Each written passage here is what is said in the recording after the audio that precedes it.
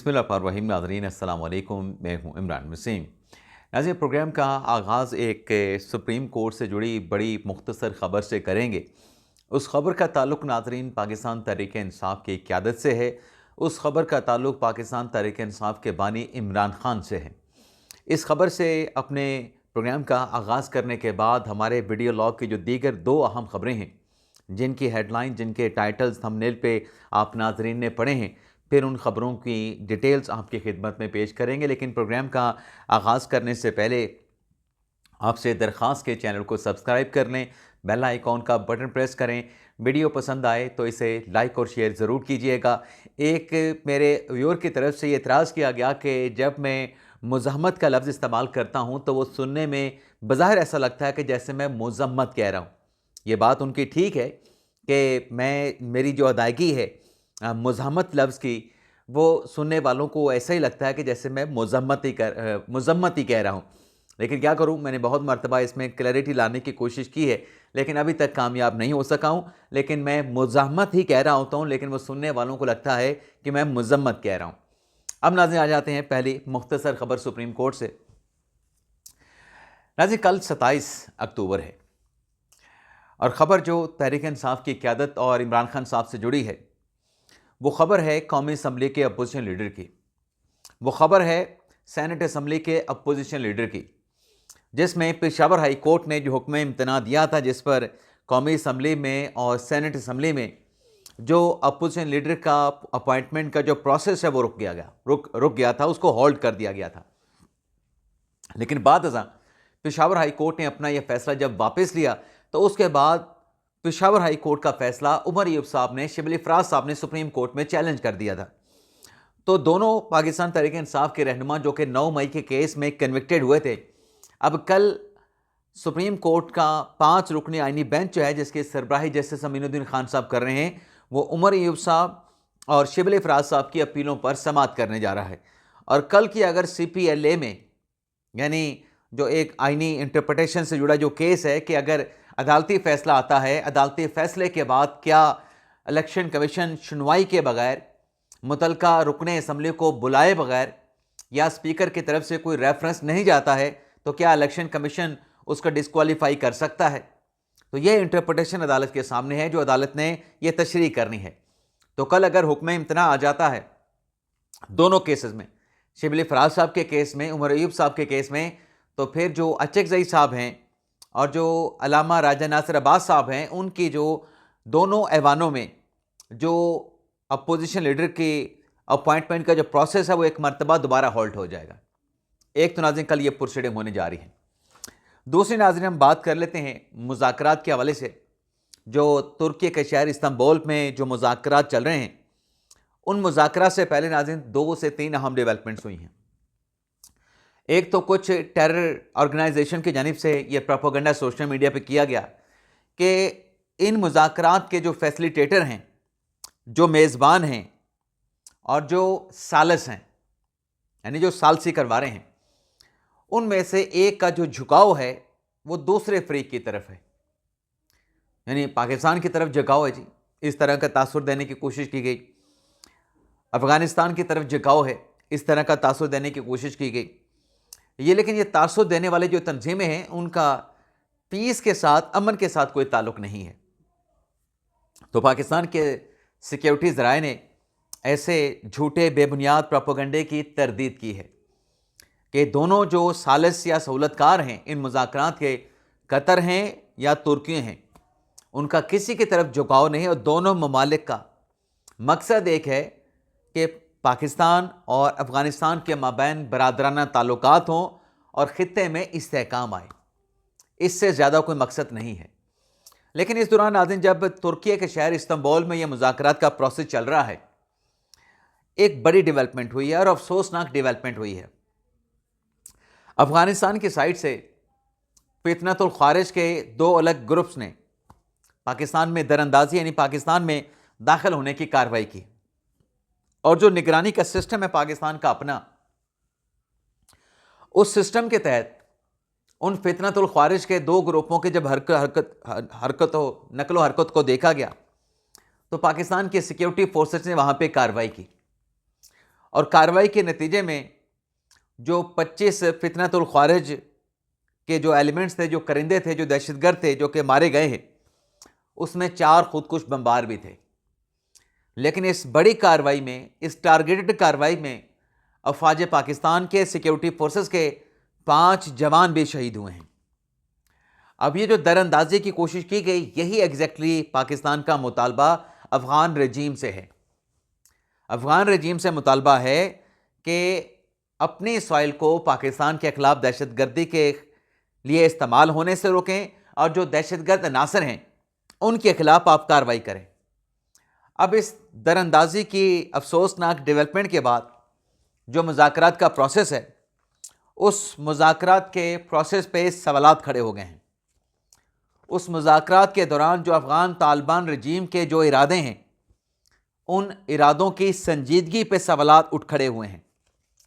अब पाकिस्तान का अफ़गानिस्तान से जो कहना है, जो डिमांड पाकिस्तान ने रखी है, पहले तो जो पाकिस्तान ने मुतालबा किया था उसका रात 2 बजे अफ़गानिस्तान ने जवाब दिया और दिन 6 बजे पाकिस्तान ने उसका जवाब दिया जवाबुल जवाब में। यानी पहले पाकिस्तान का प्रपोजल, पाकिस्तान के मुतालबात, उस पर अफ़गानिस्तान का जवाब आता है और फिर जवाबुल जवाब में सुबह 6 बजे, आज की सुबह 6 बजे पाकिस्तान अफ़गानिस्तान को जवाबुल जवाब देता है। अब पाकिस्तान का कहना क्या है? पाकिस्तान का कहना यह है कि जो सरहदी निगरानी है उसको मौसर बनाया जाए और मौसर बनाने का मकसद ये है, ये जो मुज़ाकरात तुर्की के इंटेलिजेंस एजेंसी के जो सरबराह हैं इब्राहिम कालिन, उनकी सरबराही में एक तरफ और दूसरी तरफ पाकिस्तान और अफ़गान डेलीगेशन यानी हुक्काम बैठे हैं। इसमें पाकिस्तान का कहना यह है कि वाज़े कंट्रोल किया जाए, यानी अफ़गानिस्तान की साइड से जो दरअंदाजी होती है उस पर अफ़गान तालिबान रजीम का वाज़े कंट्रोल नज़र आना चाहिए और वाज़े कंट्रोल की अगर तस्दीक भी करना पड़े तो उसकी तस्दीक भी की जा सके और इसकी निगरानी का जो निज़ाम है वो मौसर होना चाहिए। और इन मुज़ाकरात में पाकिस्तान ने ये अफ़गानिस्तान पे वाज़े किया कि पाकिस्तान जो है अपने पड़ोसी मुल्क अफ़गानिस्तान के साथ बरादराना ताल्लुकात चाहता है, लेकिन इस नुक्ते पे कि अफ़गान साइड से दरअंदाजी ना हो, इस पर पाकिस्तान कोई लचक, इस मुतालबे पे, इस नुक्ते पे कोई कंप्रोमाइज़, कोई लचक नहीं दिखाएगा। तो देखते हैं आज के इन मुज़ाकरात का जो नतीजा है। एक्सपेक्टेड है कि तस्दीक शुदा जो मॉनिटरिंग का मैकेनिज़्म है उस पर और बॉर्डर के उस पार दहशतगर्दी के ख़ात्मे पे दोनों ममालिक का फ़रीक़ैन, सहूलतकारों, मेज़बानों और जो सालिस हैं उनकी मौजूदगी में कोई ना कोई मायदा जो है वो तय पा जाएगा। अब नाज़रीन आ जाते हैं जो सोहेल अफरीदी साहब ने ख़त लिखा था पंजाब हुकूमत को, उस ख़त पे मरीम नवाज़ का जवाब क्या है और अगले घंटे इमरान खान साहब के लिए 24 से 36 घंटे इमरान खान के लिए अहम क्यों हैं। लेकिन इससे पहले नाज़रीन कुछ ज़िमनी इंतखाबात की बात भी कर लेते हैं। वो ज़िमनी इंतखाबात जो कि पंजाब में होने जा रहे हैं, जिसमें पाकिस्तान तहरीक इंसाफ ने कहने को तो बाइकआउट कर रखा है कि हमने ये इलेक्शन नहीं लड़ने, लेकिन उसके बावजूद भी पीटीआई से जुड़े जो लोग हैं वो आज़ाद कैंडिडेट की सूरत में, शक्ल में वो इलेक्शन लड़ने भी जा रहे हैं। अब नाजरीन, कौमी असम्बली के जो 3 हल्के 9 मई के नतीजे में खाली हुए हैं, NA 196, यहाँ पर नून लीग ने अपने उम्मीदवार बिलाल बदर चौधरी को नॉमिनेट कर दिया है और फिर NA 104, पहले NA 96 था, अब NA 104, यहाँ पर राजा दानियाल रियाज को टिकट देने का नून लीग ने फैसला किया है और NA 143, यहाँ पर तुफैल भट्ट को, मोहम्मद तुफैल जट को, बट नहीं जट को टिकट देने का फैसला किया गया और जो पंजाब के 2 जो सूबाई हल्के हैं वहाँ पर भी नून लीग ने अपने कैंडिडेट्स का जो है वो ऐलान कर दिया है। अब आ जाते हैं सोहेल अफरीदी साहब की बात कर लेते हैं। सोहेल अफरीदी साहब ने एक तो ख़त लिखा खान साहब से मुलाकात के लिए, दूसरा सोहेल अफरीदी साहब ने पंजाब के वज़ीर आला को, पंजाब हुकूमत को ये ख़त लिखा कि जो आटे की तरसील में जो तातुल आया है जो आटे की तरसील पंजाब से खैबर पख्तूनख्वा की जानिब रोकी गई है, यह आर्टिकल 191 की खिलाफ वर्जी है और ये तरसील रुकने से KPK में आटे और गंदम का बहरान पैदा हो गया है। अब नाज़रीन, इस खत पे पंजाब हुकूमत ने जवाब दिया है और जो जवाब देने वाला है वो मरियम नवाज का तर्जुमान है। अब ज़ाहिर सी बात है कि जिसके आप तर्जुमान हो, आप अगर बयान देते हैं तो वो बयान आप जिसकी तर्जुमानी करते हैं वो उसका बयान गर्दाना जाता है, उसका बयान कंसीडर किया जाता है। तो पंजाब की जो खातून मिनिस्टर हैं इत्तलात की, उस्मा बुखारी साहबा, उनकी तरफ से कहा गया कि जो इल्ज़ामात लगाए जा रहे हैं कि आटे की तरसील रोक दी गई है, तो ये इल्ज़ामात बेबुनियाद, मनगढ़ंत, बेहुदा और झूठे हैं। हक़ाइक़ के मुनाफी ये इल्ज़ामात लगाए जा रहे हैं कि पंजाब ने गंदम की तरसील को रोक दिया है। उस्मा बुखारी साहबा ने कहा है कि जो बवेला किया जा रहा है वो अपनी जगह पे, लेकिन शफाफ तरीके से खैबर पख्तूनख्वा से गंदम की जो तरसील है, गंदम की तरसील का जो सिलसिला है वो जारी है। किसी किस्म की गंदम की तरसील पे पंजाब हुकूमत ने पाबंदी नहीं लगाई है। झूठ बोला जा रहा है, हक़ाइक़ के बरक्स बात की जा रही है और जो गंदम की तरसील है वो जो परमिट्स होते हैं उन परमिट्स के मुताबिक जारी व सारी है, उसमें किसी किस्म की रुकावट या बंदिश नहीं आई है। तो अफरीदी साहब को जवाब मिल गया है और अफरीदी साहब के अलावा बाकी भी जो लोग कह रहे थे खैबर पख्तूनख्वा से कि वो जनाब पंजाब गंदम नहीं दे रहा, पंजाब ने आटा रोक लिया है, तो पंजाब कह रहा है कि जो परमिट्स का एक मैकेनिज्म है, परमिट्स के मुताबिक सब कुछ चल रहा है। परमिट्स से हट के जो चल रहा था वो गैर कानूनी था। अब आ जाते हैं कि इमरान खान साहब के लिए अगले 24 से 36 घंटे क्यों अहम हैं। तो दोबारा जिक्र आएगा सोहेल अफरीदी साहब का। अब सोहेल अफरीदी साहब नामजद होने के बाद वज़ीर अला का इलेक्शन लड़ते हैं, माशाल्लाह जीत जाते हैं, फिर हलफ भी उनका हो जाता है, हलफ में रुकावटें भी आती हैं, लेकिन वो काबीना तश्कील नहीं देते।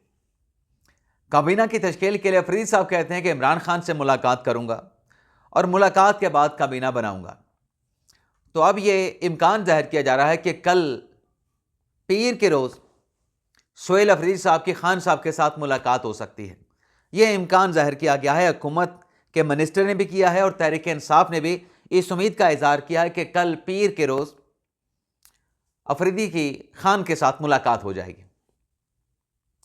लेकिन नाज़रीन, अगर ये मुलाकात नहीं होती, अगर ये मुलाकात किसी भी वजह से नहीं होती, तो खान साहब के बगैर, उनके मशवरे के बगैर तहरीक इंसाफ खैबर पख्तूनख्वा की काबीना तश्कील दी जा रही है। यानी अगर मुलाकात हो गई फिर तो खान साहब का मशवरा इसमें शामिल हो जाएगा काबीना की तश्कील में कि कौन कौन सा तहरीक इंसाफ का रहनुमा काबीना में शामिल होगा। ख़ास तौर पे जो सवाल उठता है वो बैरिस्टर सैफ से मुतल्लिक उठता है कि क्या नई काबीना में वो शामिल होंगे। सवाल उठता है मुज़म्मिल असलम से मुतल्लिक, सिंध से उनका ताल्लुक़ है, क्या वो फिर दोबारा काबीना में शामिल होंगे। और अगर ये दोनों शामिल हो जाते हैं, बैरिस्टर सैफ साहब भी और मुज़म्मिल असलम साहब भी, तो सवालात ये खड़े होते हैं कि इनके पास ऐसी क्या गीदड़ सिंगी है कि हर काबीना में ये फिट इन हो जाते हैं, हर काबीना में ये एडजस्ट हो जाते हैं। तो कल खान साहब के साथ मुलाकात हुई तो सारी क्लैरिटी आ जाएगी। लेकिन अगर मुलाकात ना हुई तो तहरीक इंसाफ के जो चेयरमैन हैं बैरिस्टर गौहर अली खान साहब, उनकी तरफ से ये वाज़े मीडिया पे स्टेटमेंट दिया जा चुका है कि फिर मुलाकात ना होने की सूरत में मंगल तक, यानी कल पीर को मुलाकात ना हुई तो अगले दिन मंगल के दिन तहरीक इंसाफ एक मुख्तसर सी काबीना 8 से 10 या 12 अरकान की जो है वो तश्कील दे देगी और उसके बाद उसमें एक्सटेंशन के लिए, उसको एक्सपेंड करने के लिए जब भी खान साहब के साथ मुलाकात होगी तो मज़ीद PTI के लोगों को नई काबीना में जो है वो एकामोडेट यानी शामिल कर लिया जाएगा। तो अगले 24 से 36 घंटे खैबर पख्तूनख्वा की सूबाई काबीना की तश्कील को लेके बड़े अहम हैं। और ख़ान साहब की अगर बात करें उनके लिए अहम क्यों हैं, वो इसलिए अहम हैं कि सोहेल अफरीदी साहब खान साहब के साथ मुशावरत करना चाहते हैं। तो दोनों फरीक अहम हैं, अगले 24 से 36 घंटे अहम हैं। तो ये था नाज़रीन हमारा आज का दिन का आखिरी वीडियो लॉग। कल मंडे को इंशाल्लाह सुप्रीम कोर्ट में जो समाअत होनी है शिबली फराज साहब की, उमर अयूब साहब की, उसकी तफसीलात से अपने कल के वीडियो लॉग का जो है वो आगाज़ करेंगे। तो आपसे इजाज़त चाहते हैं। अल्लाह ताला हम सब का हामी नासर अपनी दुआओं में याद रखिएगा। अल्लाह हाफिज़।